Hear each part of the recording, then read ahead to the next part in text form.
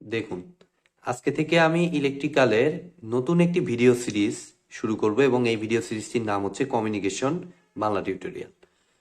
অর্থাৎ কমিউনিকেশন সম্পর্কে খুঁটিনাটি যা কিছু আছে সে সম্পর্কে বেসিক্যালি এই প্লে লিস্টে আমি বিস্তারিত আলোচনা করার চেষ্টা করব। তো অবশ্যই ভিডিওটি স্কিপ না করে সম্পূর্ণ দেখার চেষ্টা করুন, এবং যারা আমার চ্যানেলে একদম নতুন তাদের উদ্দেশ্যে আমি বলবো, এর আগে কিন্তু আমি ট্রিপলির উপর বেশ কয়েকটি ভিডিও সিরিজ দিয়েছি। DC circuit, AC circuit, power system, electrical machine, electronics, এগুলোর থেকে বিভিন্ন টপিকের উপর আমি ভিডিও কিন্তু দিয়েছি। তো আপনাদের যদি ট্রিপলি কোর্সগুলোতে সমস্যা থেকে থাকে তবে আমার প্লেলিস্ট থেকে আমার মানে টপিক ওয়াইজ ভিডিওগুলো একটু দেখে আসুন, তাহলেই আপনারা সবকিছু বুঝতে পারবেন। তো আমি বেসিক্যালি এই কমিউনিকেশন সিস্টেম এই কোর্সটির জন্য প্রথমে, আজকে যেহেতু বেসিক ক্লাস, এখানে আমরা দেখব যে কমিউনিকেশনে একদম বেসিকটা কিভাবে একটা কমিউনিকেশন সিস্টেম কাজ করে। অর্থাৎ এখানে বেসিক্যালি আমি উল্লেখ করছি হচ্ছে টেলিকমিউনিকেশন সাইটটা। অর্থাৎ টেলিকমিউনিকেশন বলতে আমাদের ধরুন যে নর্মাল একটা ফোন কল বা একটা টেলিফোন কল, এটা কিভাবে কাজ করে এটা বুঝতে পারলেই আশা করি যে আপনাদের বুঝতে কোনো অসুবিধা হবে না। তো মনে করুন আপনি মোবাইলে কথা বলতেছেন, তো আপনার যে ভয়েসটা সেটাকে আমি মনে করলাম ইনপুট সিগন্যাল। তো সেটা আমার, আপনার যে ভয়েসটা সেটা হচ্ছে আমার কি ইনপুট সিগন্যাল।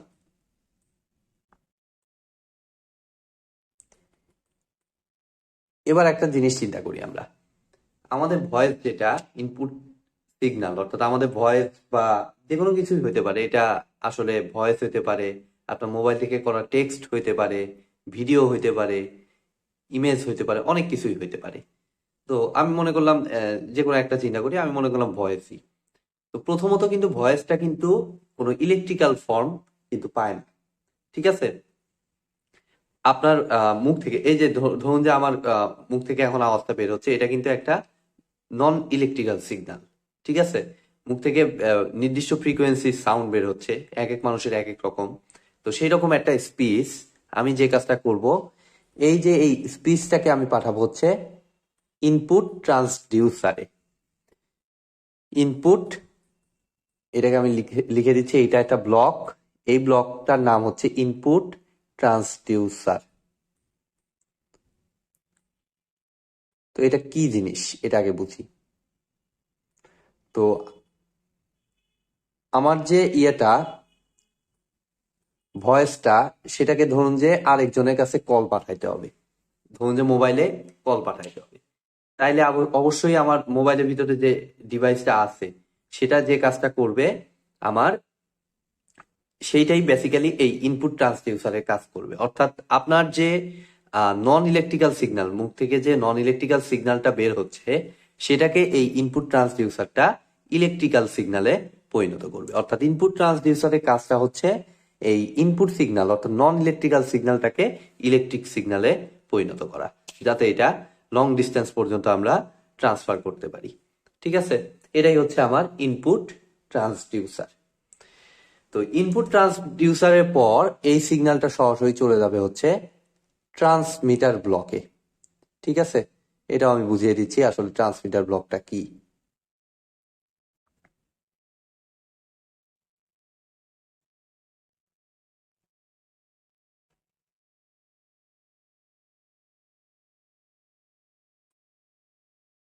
এখানে একটা জিনিস খুবই গুরুত্বপূর্ণ বোঝার জিনিস আছে, এটা নিয়ে অনেক আলোচনা সামনেও আছে আমাদের। তো এখানে খেয়াল করে দেখুন, ইনপুট সিগন্যাল অর্থাৎ নন ইলেকট্রিক্যাল সিগন্যালকে ইলেকট্রিক্যাল সিগন্যালে পরিণত করলো ইনপুট ট্রান্সডিউসার। বাট আমাদের যে স্পিচ বা এই যে টেক্সট বলুন, ভিডিও বলুন, যেগুলাই বলুন, এগুলো সব হচ্ছে লো এনার্জি এবং লো ফ্রিকোয়েন্সি সিগন্যাল। এটা একটু আপনারা মাথায় রাখুন যে ইনপুট ট্রান্সডিউসারের পর যেটা বের হবে বেসিক্যালি এখান থেকেই শুরু। এখানে যে সিগন্যালটা বের হলো, ইনপুট সিগন্যাল যেটা বের হলো, সেটা লো এনার্জি এবং লো ফ্রিকোয়েন্সি সিগন্যাল।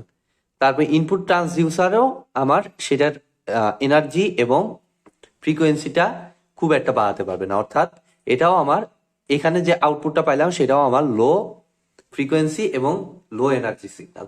তো এটা থাকলে আসলে সমস্যাটা কি? ধরুন আপনি এখান থেকে কথা বলতেছেন, আপনি ধরুন যে ঢাকা থেকে কথা বলতেছেন, এটা চিটাগাঙে একজনের কাছে ফোন যাবে, কল কল যাবে, তাহলে কি এটা একটা লং ডিস্টেন্স পথ অতিক্রম করতেছে না? অবশ্যই করতেছে। তো এই লং ডিস্টেন্স কমিউনিকেশনটা করার জন্য আমাদের বেসিক্যালি প্রয়োজন হবে হচ্ছে এই এনার্জিটাকে স্ট্রং করার। ঠিক আছে, এইভাবে আপনি পাঠাইতে পারবেন না। এভাবে যদি পাঠান তাহলে সিগন্যালটা লস্ট হয়ে যাবে। ঠিক আছে, যার কারণে চিটাগাঙে বসা লোকটা আপনার কথা শুনতে পাবে না। অর্থাৎ বেসিক্যালি এইখানে আমার লো এনার্জি এবং লো ফ্রিকোয়েন্সির যে সিগন্যালটা ছিল সেটাকে এই ট্রান্সমিটার ব্লকটা পরিণত করবে হচ্ছে হাই এনার্জি এবং হাই ফ্রিকোয়েন্সি সিগন্যাল। ঠিক আছে, এবং এই এই ইয়াটার নাম হচ্ছে, এই সিস্টেমটার নাম হচ্ছে মডুলেশন টেকনিক। এই ট্রান্সমিটার ব্লক বেসিক্যালি যে কাজটা করে এটাকে আমরা বলি হচ্ছে মডুলেশন। এটার যে টেকনিকটা এটাকে আমরা বলি হচ্ছে মডুলেশন টেকনিক। যে মডুলেশনের মেইন নেসেসিটিটা হচ্ছে সিগন্যাল যাতে লস না হয়, সেই জন্য আমার লো ফ্রিকোয়েন্সিটাকে হাই ফ্রিকোয়েন্সিতে কনভার্ট করার জন্য এই ট্রান্সমিটার ব্লকটা ভূমিকা পালন করে। অর্থাৎ মডুলেশন মেইনলি এটার নামই হচ্ছে মডুলেশন করা। ঠিক আছে, কমিউনিকেশন সিস্টেমে এই মডুলেশনের প্রয়োজনীয়তা অনেক। আমি মডুলেশন নিয়ে আলাদা ভিডিওই করব, সো তখন আপনারা আরো ক্লিয়ারলি বুঝতে পারবেন। তো এখান থেকে ট্রান্সমিটার ব্লক থেকে যে সিগন্যালটা বের হইলো সেটা বেসিক্যালি হচ্ছে আমার high energy high frequency signal, এবং এটা বেসিক্যালি হচ্ছে ইলেকট্রোম্যাগনেটিক ওয়েভের আকারে এখান থেকে বের হবে। ঠিক আছে, বের হওয়ার পর এটা কই চলে যাবে? এটা চলে যাবে হচ্ছে আমাদের চ্যানেলে। চ্যানেল নামে একটা ব্লক, আমি এখানে এইভাবে চিন্তা করতেছি, চ্যানেল। চ্যানেল বেসিক্যালি ভূমিকা পালন করে হচ্ছে মাধ্যমের। ঠিক আছে, আপনাকে তো এই ইলেকট্রোম্যাগনেটিক ওয়েভটা একটা মাধ্যমের মাধ্যমে পাঠাইতে হবে। অর্থাৎ কিভাবে এটা বলি, যে এই চ্যানেলটা হচ্ছে বেসিক্যালি, আমি উদাহরণ হিসেবে আপনাদের দিচ্ছি যে আপনার যে হাই ফ্রিকোয়েন্সি হাই এনার্জিতে কনভার্ট করলো যে সিগন্যালটা, সেটাকে তো একটা মাধ্যমের মাধ্যমে পাঠাইতে হবে। অর্থাৎ কেবল বা অ্যান্টেনা এগুলোর সাহায্য নিয়ে আপনাকে লং ডিস্টেন্সে পাঠাইতে হবে। সেই যে কেবল বা অ্যান্টেনা, এটাকেই বেসিক্যালি আমরা বলি হচ্ছে চ্যানেল। ঠিক আছে, তো এই মাধ্যমটাকে আমরা বলবো হচ্ছে এখানে চ্যানেল। তো এই চ্যানেলের ভিতরে কিন্তু এক্সট্রা করে অ্যাড হয়ে যাবে হচ্ছে ইনভায়রনমেন্টের নয়েজ। এই নয়েজটা অনেক বেশি গুরুত্বপূর্ণ। তো এইখানে কিন্তু আমাদের এক্সট্রা করে অ্যাড হয়ে যাবে কিন্তু নয়েজ, যার কারণে আপনারা দেখুন যে নর্মাল আপনার ভয়েস যেরকম, এদিক থেকে যদি ফোন কল করা হয়, ফোন কলের সময় আপনার ভয়েসটা কিন্তু অন্যরকম হবে, একটু নয়েজের কিন্তু সাউন্ড আসে। এই নয়েজটার ইফেক্ট আসে হলো বেসিক্যালি এই চ্যানেলের কারণে। ঠিক আছে, আমরা চেষ্টা করি, নয়েজকে তো আমরা বাদ দিতে পারি না, নয়েজ পরিবেশে থাকবেই, এটাকে আমরা চেষ্টা করি যতটা মিনিমাম সম্ভব রাখা যায়। ঠিক আছে, তো এই যে চ্যানেলে মনে করুন যে অনেক দূর পথ অতিক্রম করলো, পথ অতিক্রম করার পরে বেসিক্যালি এটা চলে যাবে হচ্ছে রিসিভার ব্লকে। কেন রিসিভার ব্লক? এই রিসিভার ব্লকের আবার কাজটা কি?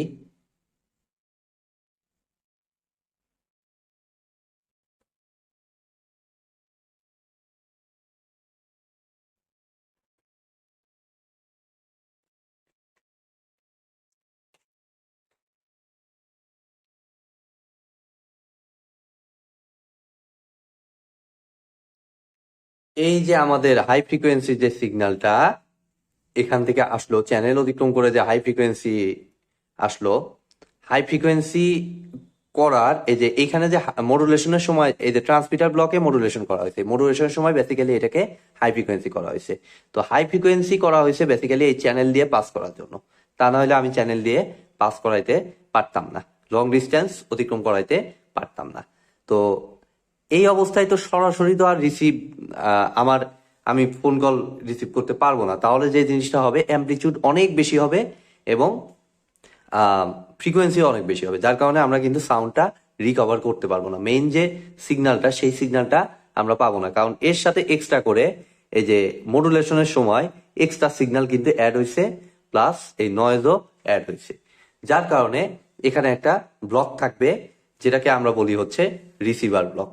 তো এই রিসিভার ব্লকটা বেসিক্যালি কি কাজ করে? এখানে যে মডুলেশনটা হয়েছে মডুলেশন অর্থাৎ মেইন ইলেকট্রিক্যাল সিগন্যালের সাথে যে এক্সট্রা সিগন্যাল অ্যাড হয়েছে, এই রিসিভার ব্লকটা করবে হচ্ছে তার অপোজিট কাজ, অর্থাৎ ফিল্টারিং করবে, যেটাকে আমরা কমিউনিকেশনের ভাষায় বলি হচ্ছে ডিমডুলেশন। অর্থাৎ এখানে যতটুকু এক্সট্রা সিগন্যাল এই মেইন সিগন্যালের সাথে অ্যাড হয়েছে সেটাকে সে এলিমিনেট করে দিবে। কিভাবে? ফিল্টারিং টেকনিকের মাধ্যমে, যেটাকে আমরা বেসিক্যালি বলি কমিউনিকেশনের ভাষায় ডিমডুলেশন। তা না হলে কি হবে, আমরা কিন্তু অরিজিনাল সিগন্যালটা শুনতে পারবো না, তার সাথে অ্যাম্পলিফাইড কোনো একটা সিগন্যাল আমরা শুনতে পাবো।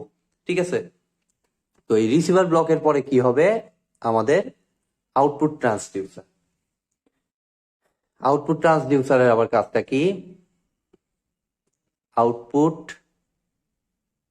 ট্রান্সডিউসার